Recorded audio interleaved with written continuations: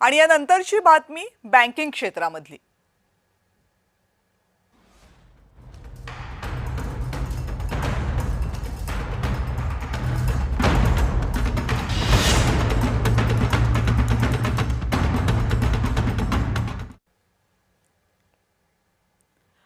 तुम्ही कोणत्याही प्रकारचं कर्ज घेतलं असेल तर बँकांच्या चलाखीचा अनुभव तुम्हाला आला असेल।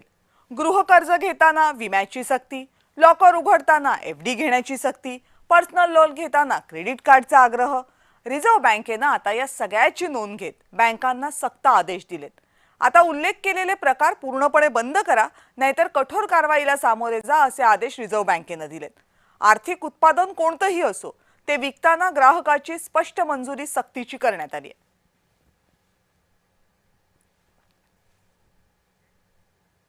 काय निर्देश दिलेले आहेत आरबीआयने पाहूया।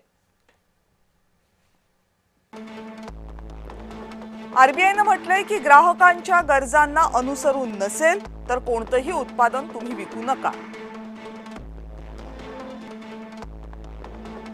चुकीची किंवा अपूर्ण माहिती देऊन उत्पादन विकायचं नाही।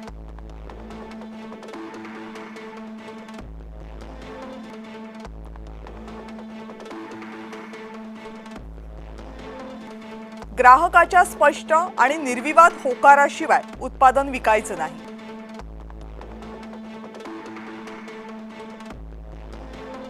एक उत्पादन घेण्यासाठी दुसरं उत्पादन विकत घेणं हे तुम्ही ग्राहकांना सक्तीचं करू शकत नाही।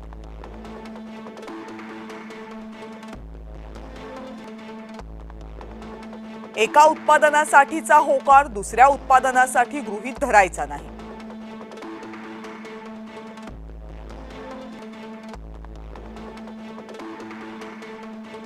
ग्राहकाला अन्य उत्पादनांची माहिती त्याच्या मंजुरीशिवाय पाठवायची नाही।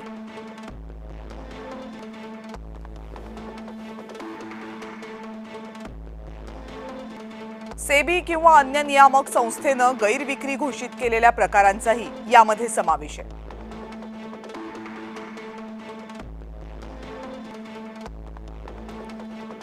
मोबाईलवर होकार घेताना डिफॉल्ट पर्याय नाही असा हवा।